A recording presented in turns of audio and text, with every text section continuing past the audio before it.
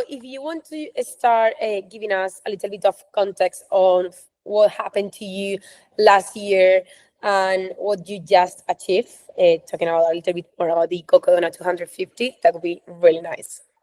Yeah, absolutely. So, so my quick story is that I got into ultra marathon running about 2 years ago, and had a really fun time building up and running some pretty long and challenging races, including 100 kilometers, 100-mile races, and last summer, so in June of 2024, my friends who are also triathletes, we decided to do a fun relay team together and join one of the Ironman series races as a relay team. And so my contribution to the team was to run the half marathon, 21 kilometers.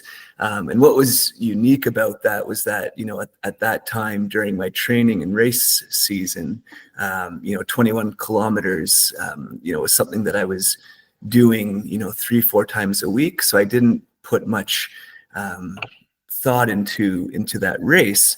And during race day, it was a beautiful day out, sunny, it was hot, and a challenging road course. But again, just because of coming off of running a couple 100-mile races, I wasn't thinking through the process. My pre-race hydration and nutrition was pretty relaxed. Again, just it was going to be a nice 21-kilometer run for fun. And through the race, I wasn't hydrating and fueling properly.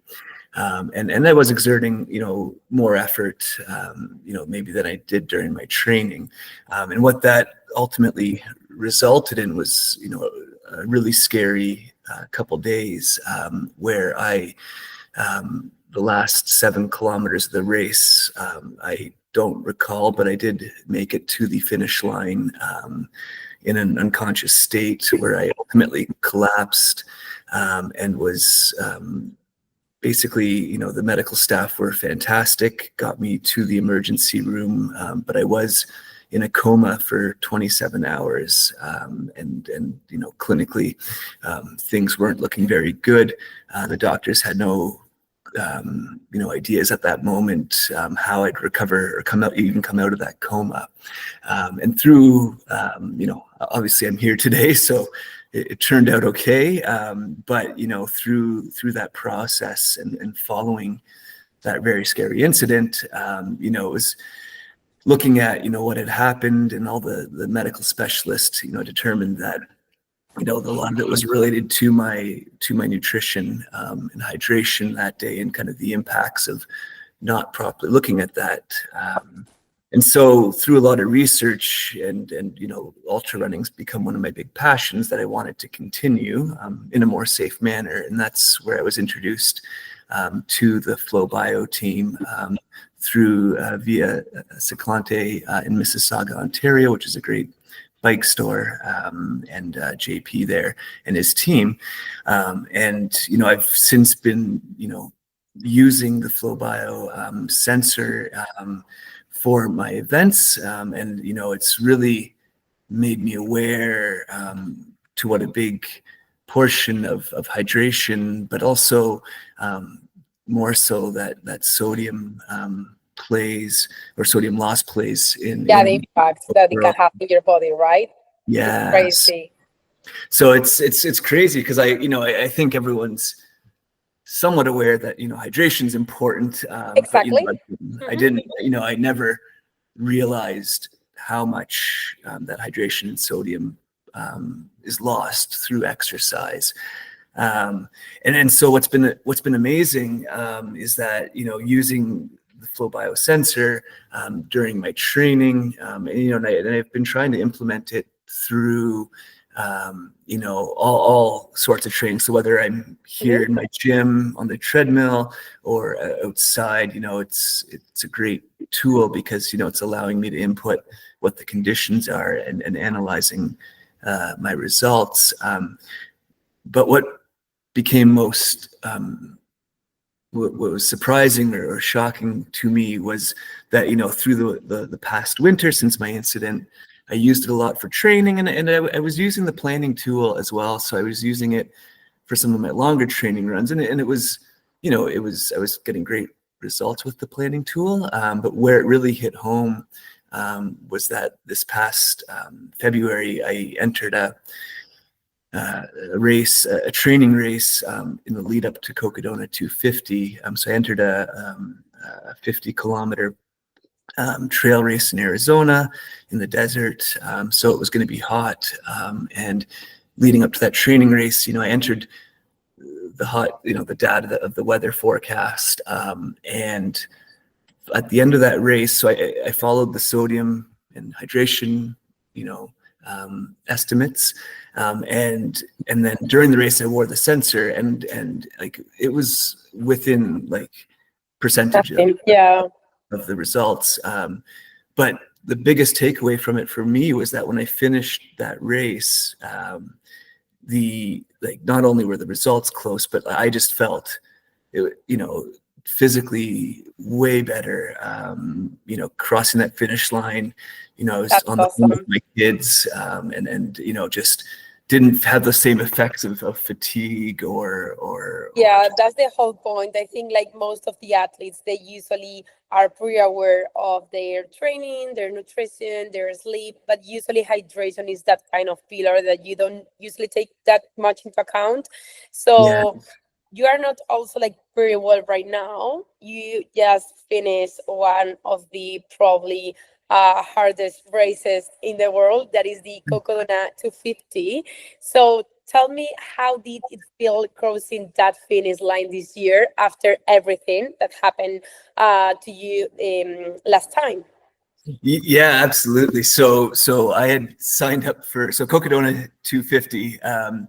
It's 250 mile or 410 kilometer race across Arizona. It's all trail running through the Bradshaw Mountains and across northern Arizona. So very technical trail running and very challenging conditions, from desert to, you know, the heat of the desert to, you know, you can get hypothermia crossing the mountains up at, you know, 9,000, 10,000 feet elevation, and, you know, it's below freezing conditions. So, you know, very, very challenging but rewarding race. And I had actually signed up for it prior to my incident. So you register for it and qualify a year prior. That's as crazy as doing the race, I have to say. Yeah. So, you know, when I, you know, registered and then the incident happened where I was in that coma for 27 hours, you know, obviously for the months after the incident, there was a lot of question marks around whether I was going to continue.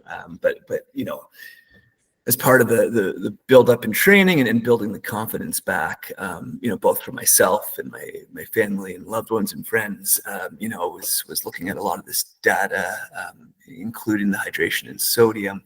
And so, you know, we spent a lot of time, you know, preparing for this, this race, and what was, you know, similar to that race in February with Black Canyon, you know, looking at the planning tool with FLOWBIO, you know, we were able to break up you know, this 400 kilometers. I mean, this is a multi-day but continuous race. So, you know, really breaking out the nutrition and hydration during that. You know, I was able to work with the planning tool and the FLOWBIO team to, you know, segment this into, you know, daytime sections and nighttime sections because the weathers would be different. And, you know, executing that during the race, it was very, very successful. You know, mentally it was challenging. There was a lot of highs and lows, but at no point did my body ever feel physically. That's awesome. out of control or out of whack there. So Yeah, no, exactly. yeah, so I think that, like, we were able to really stick to the hydration and electrolyte sodium plan, and ultimately that I got to the three days later, I was able to finish in the top 10%. That's the most incredible thing. Yeah. Seriously, I can't stop saying to you congratulations, because it's incredibly awesome. And as you've said right now, that the FLOWBIO sensor took the guesswork of out of the fueling, how did you, let's say, like, your fluid and sodium losses vary between training and race days, or for example between hot versus cold nights, because the Cocodona 250 has like a really different types of temperature during the day. And as you said, we prepare with the two different segments, and somehow it's kind of a real world endurance racing in which you were able to prepare all that segments. So how did your fluid and sodium losses vary from each different points? Yeah, no, that's a great point, because I think prior to using the flow biosensor, and working with it, I'd done my research online, and my sports watch, Yeah, has some data, and I'd always gone, I think there's a common perception out there, even amongst yeah, my colleagues sure. and fitness friends, that maybe we're losing a liter or just under a liter of fluid an hour, right? But that what I learned through the training process over the months of using the flow biosensor was how variable my sweat loss can be. Of course, impacted by temperature, but also the various conditions of pace and Yeah, the intensity that you are putting to that training or intensity. that race. True. Yeah, have Yeah, you seen also some difference, for example, with the heat acclimatization? As you said that you, for example, run one of the races like in the desert in Arizona, just straight from the winter in Canada. yeah. Were you able to see like a difference on trying to adapt to that heat and see that difference in your sweat losses?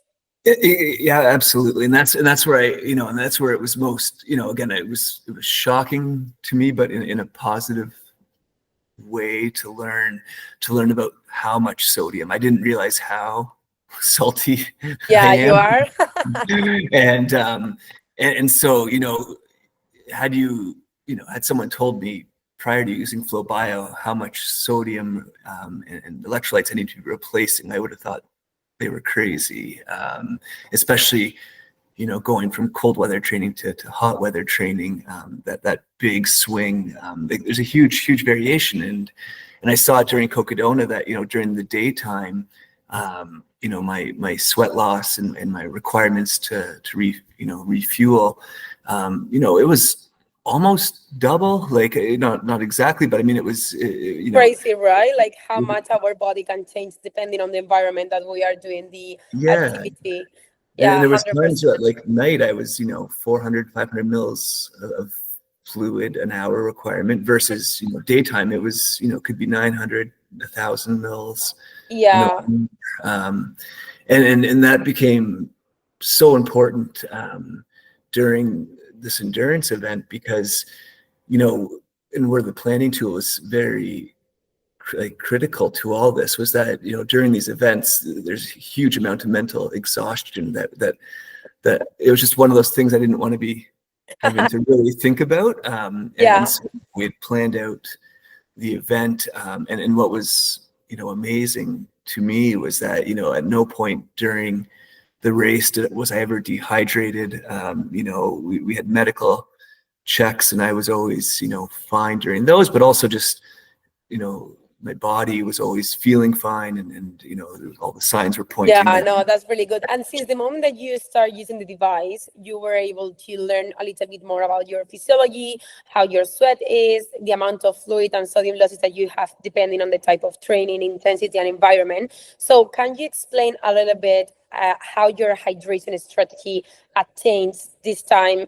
What exactly did you do different, for example, from the Cocodona 250 from the day that you suffer that hyponatremia that gave you into coma?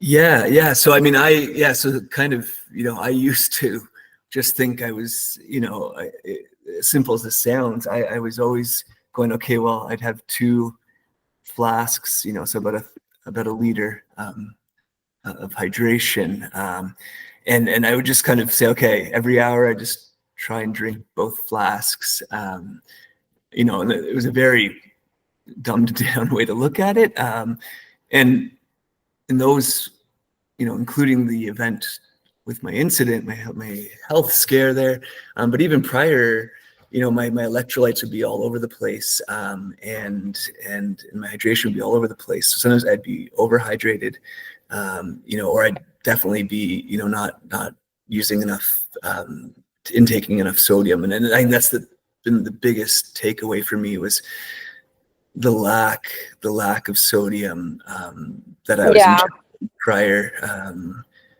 to it. And then similar to what we were talking about, how at night or when it was cold, I was reducing my hydration intake, yet I was still hitting those targets. My body was fine processing it, and that was very helpful. That's great. Yeah. Why did you think that you were lacking in your sodium intake? I mean, I, for example, heard from some athletes, as we are continuously hearing the recommendation of not abuse in salt, that type of recommendations that usually came from doctors to general population. Usually athletes, they think that they are inside of that general population, which they are not. So they try to say like, okay, maybe if I abuse on the salt consumption, I could suffer from blood pressure or any type of heart conditions or something like that. I don't know if that happens to you. That you were like, really? No, absolutely. And it's something that, I was always aware, of great products out there to supplement with salts. I mean, whether it's hydration mixes, or there's, different sodium pills and chews. But again, it was always, in the back of my mind was a lot of the That this is going to be right for me, or I'm going to on sodium. And so, being aware of that, but, at no point during, post my incident, all my biomarkers have remained healthy, and, and through a lot of research on it, that, it's because we are, athletes are, and I mean, admittedly, I'm an amateur level athlete, but I mean, we're still putting out, during my 12 to 16 hours of training a week. I mean, it's a lot of and the second biggest takeaway from it as well is that there's a lot of great sports nutrition products out there, but what was shocking to me was that many of them don't have sodium or very low levels of sodium in them. 100% agree. Yeah. So they're prioritizing carbohydrates, which is good and important. But look, when I started pairing the planner of how much sodium, or even looking at my losses, my sodium losses, and then comparing that to a commonly available gel I was using, there was I was off by exactly. 99%.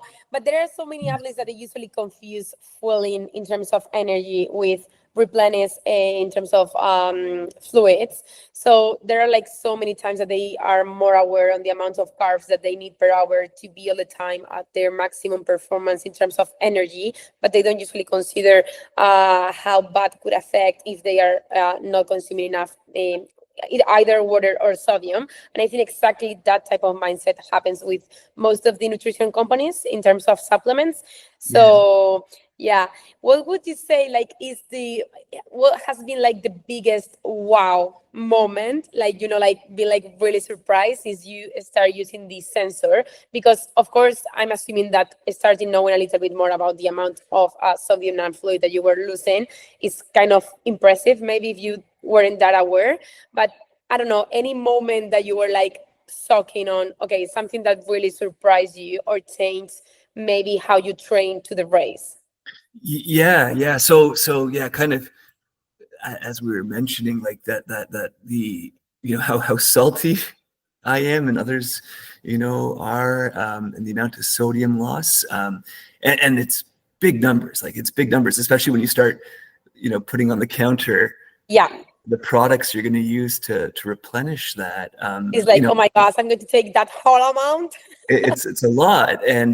But the biggest wow factor then was that I trusted the process. I said, okay, like I did a lot of research, beyond just kind of went down the rabbit hole of what happens if I do take too much sodium, and it turns out that through it's a safe process during an event, and the biggest change then, or the biggest wow, was that I was starting to post incident was that I was starting to finish these races, and I look at Cocodona, and through that 90 hours that I was racing during that event, at no point did I to have these physical lows. I mean, there was mental lows, but the physical lows weren't there. And I look at the end of the event, that last 2-3 hours, we had like I think it was a 3,000 or 4,000 foot climb over one last mountain, and a series of peaks to get over this ridge, and then followed by, it was about a 10-kilometer race down into the finish line. And I mean, coming through that, I ended up passing multiple people on that last climb, who I was feeling so good physically. That's incredible. And then had a very strong finish, and crossing the finish line, a lot of excitement, of course, and just having my kids and family there. But I didn't feel like, at no point did I feel like I was death marching that last section. That's incredible, awesome. Just like I was like, oh, I'm running this last section, and I've been running for over 400 kilometers. Yeah, no, true. Could you say that since the moment that you start using the sensor, all the symptoms related with the dehydration disappear some way, like the muscle cramps or the perception of the fatigue that you had during the session, or the headaches, this type of symptoms?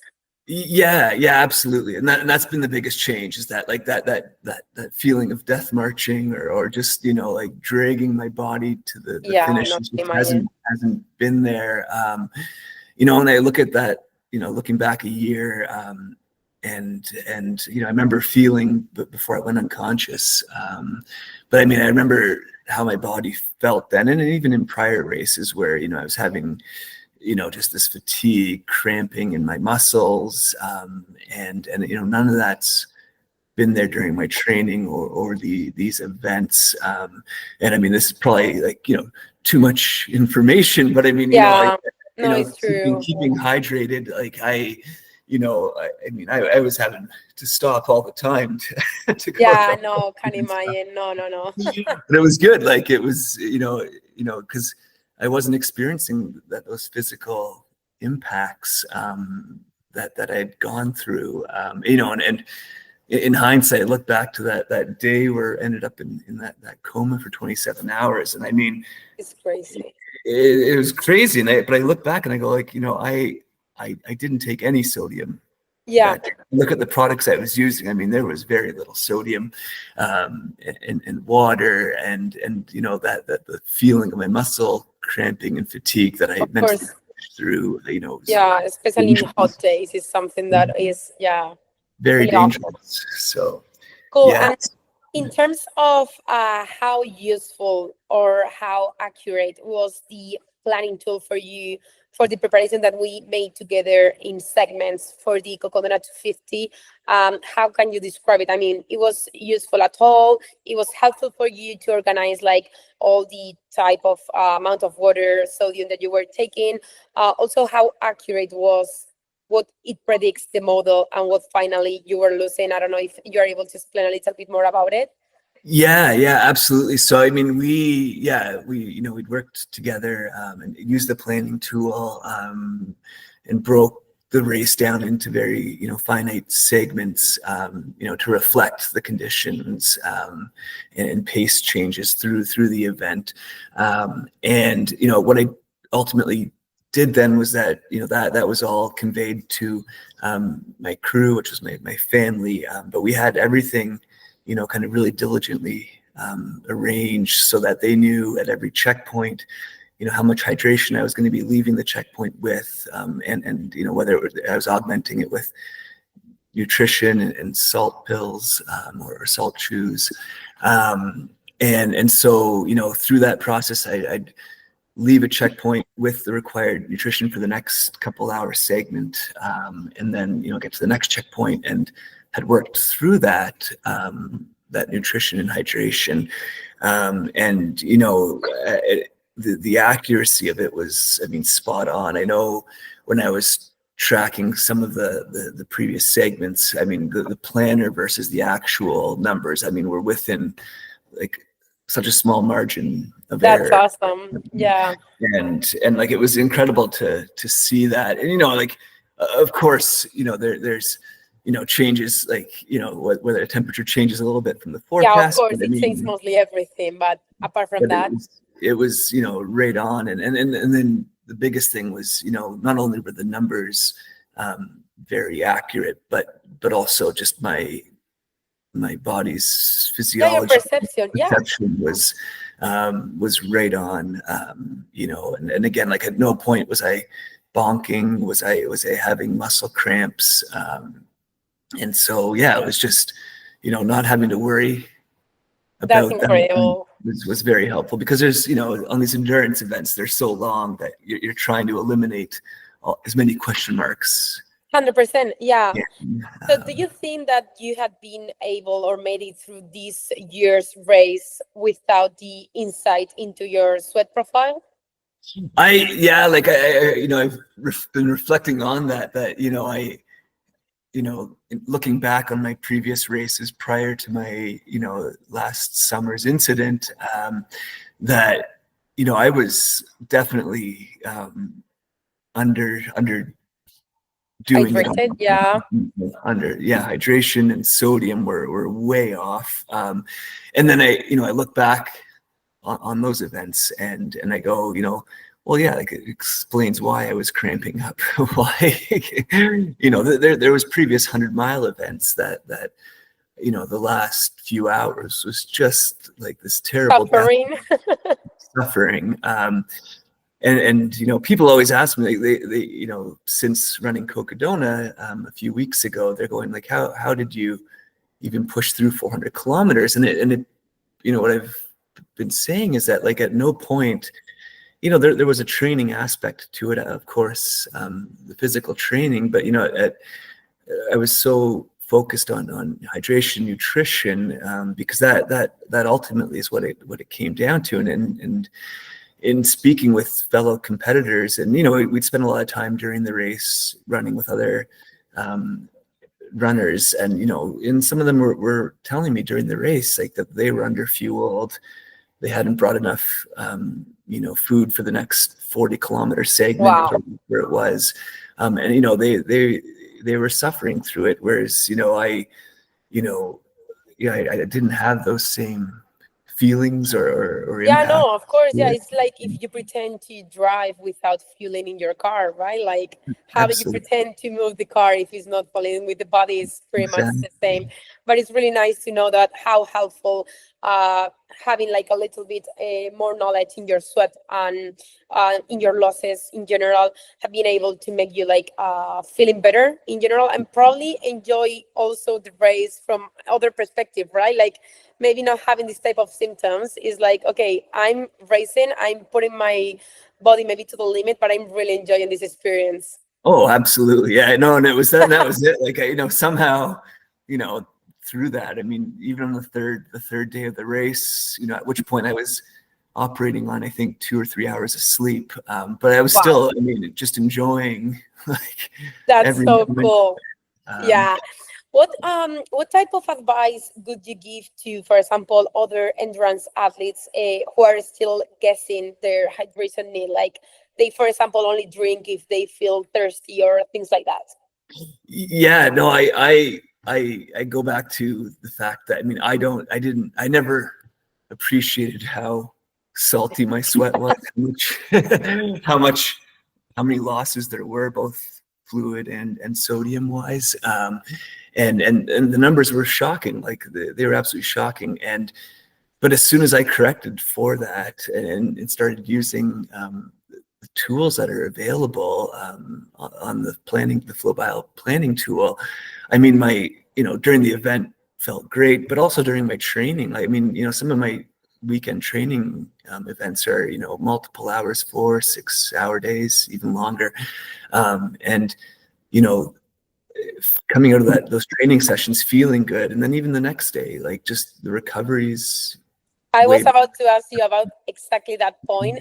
You said that the whole training preparation and the race were really like great feeling. What about the recovery once you finish the race? Because it's 400 kilometers, of course. I'm assuming these soreness in your muscles, these type of things. But have you feel any type of difference in your recovery period only because you are taking into account that hydration needs? Yeah. So, against my, I've got a great coach, and against her recommendations. But so after the race, we spent a few days in Arizona, and we were out hiking the Grand Canyon. Oh my God. And then, I took my son, we went mountain biking.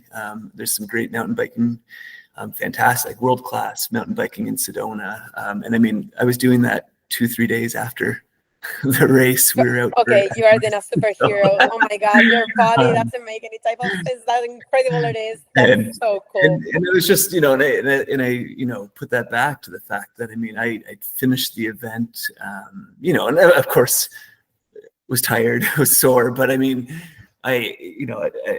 was, within a day or two, it was just focusing on that hydration, but during the event as well. I just was able to, I was on a mountain bike for 4 hours within 3 days of the event. Yeah, no, of course. So, no, incredible. Yeah, I think the last thing that I have to say is congrats, seriously, Chris, because I think what you did, it's incredibly awesome. How brave you are just after going through a situation like being in coma for more than 20 hours, and then not only recover from your own health, also decide to keep pushing with your athletic life. I think it's something incredible. And of course, I'm talking me now, but in terms of the whole team of FLOWBIO, we're like super proud of you.